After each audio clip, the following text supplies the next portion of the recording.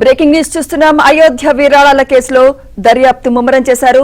8 మంది నిందితులను కోర్టులో ప్రవేశపెట్టారు. దీంతో 3 రోజుల జ్యుడిషియల్ రిమాండ్ విధించింది.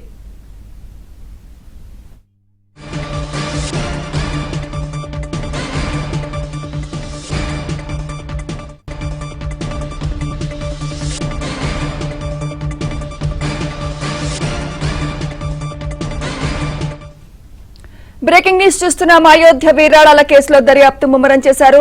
8 మంది నిందితులను కోర్టులో ప్రవేశపెట్టారు. దీంతో 3 రోజుల జ్యుడిషియల్ రిమాండ్ విధించింది. ఫైజాబాద్ జైలుకు నిందితులను తరలించారు. కాగా నిందితులను కస్టడీకి కోరే అవకాశం ఉంది.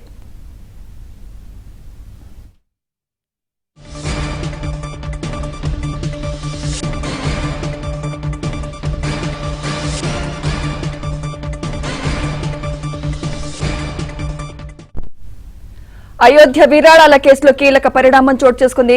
Ayodhya trust general secretary Champat Rai రాజీనామా చేశారు. ట్రస్ట్ సభ్యుడు అనిల్ మిశ్రా కూడా రాజీనామా చేశారు. అయోధ్య విరాళాల వివాదం నేపథ్యంలో వీరు రాజీనామా చేస్తున్నట్టు తెలుస్తోంది. మరోవైపు చంపత్ రాయ్ డ్రైవర్ టిన్ను యాదవ్ అరెస్ట్ అయ్యారు. కేసులో ఇప్పటి వరకు 8 మందిని సిట్ అరెస్ట్ చేసింది.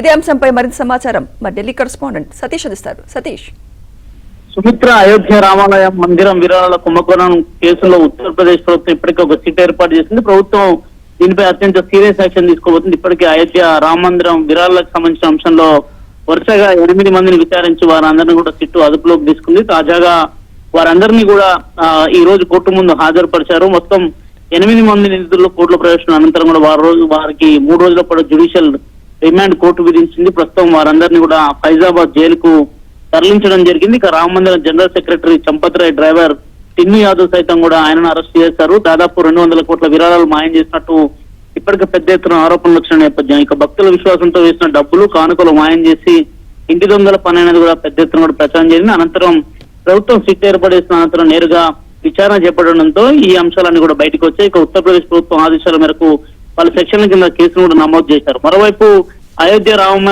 మందిరానికి సంబంధించి ప్రధానంగా జనరల్ సెక్రటరీ చంపత్ రాయ్ సైతం కూడా రాజీనామా చేయడం జరిగింది. మరో మెంబర్ సైతం కూడా ఈ రోజు తన పదవికి రాజీనామా చేస్తూ కూడా తప్పుకున్న పరిస్థితి నెలకొంది. ఉత్తరప్రదేశ్ ప్రభుత్వం కాదు దేశవ్యాప్తంగా కూడా రామాలయంలో నిధుల యొక్క మాయంపై ఇంటి దొంగల పని అనేది చాలా స్పష్టంగా అర్థమవుతుంది. అనేక ఆరోపణలు కూడా అటు ఉత్తరప్రదేశ్ ప్రభుత్వం పాటు కేంద్ర ప్రభుత్వం మీద కూడా ఆరోపణలు గుప్పిస్తున్న పరిస్థితి నెలకొంది. తాజాగా వీరందరినీ కూడా ఫైజాబాద్ జైలుకు తరలించడం జరిగింది. ప్రస్తుతం వారి నుంచి అనేక అంశాలను రాబట్టారు. తద్వారా విరాళాలు సేకరించి ఆ విరాళాలను తిరిగి టెంపుల్ కు కాకుండా వారి వ్యక్తిగతంగా వివిధ ప్లేసులలో అనేక స్థలాలు ఇతర సదుపాయాలకు సంబంధించిన అంశాలను కూడా కొనుగోలు చేసినట్టు కూడా స్పష్టంగా తెలుస్తుంది. వాటికి సంబంధించిన అంశంలో విచారణ వేగవంతం చేశారు. ఇప్పటికే ఒక నిందితుడి నివాసం నుంచి కూడా దాదాపు 10 లక్షలు రికవరీ చేసినట్టు కూడా సిట్ అధికారులు చెప్తున్నారు. మరోవైపు 3 రోజుల జ్యుడిషియల్ రిమాండ్ లో తిరిగి వారిని కస్టడీలోకి తీసుకుంటారా, కస్టడీలోకి తీసుకుంటే ఏ అంశాలని లోతుగా వారిని విచారించి వారి నుంచి నిజాలు రాబట్టే అవకాశం ఉందని కూడా చాలా స్పష్టంగా తెలియాల్సి ఉంది. కానీ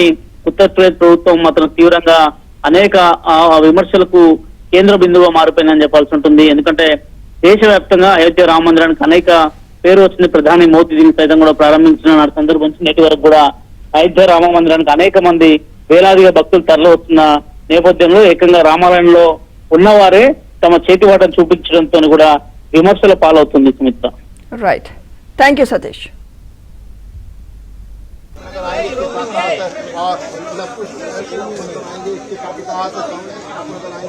तमाम जो आरोपी हैं उन सभी को जो है इस कोर्ट में पेश किया गया है।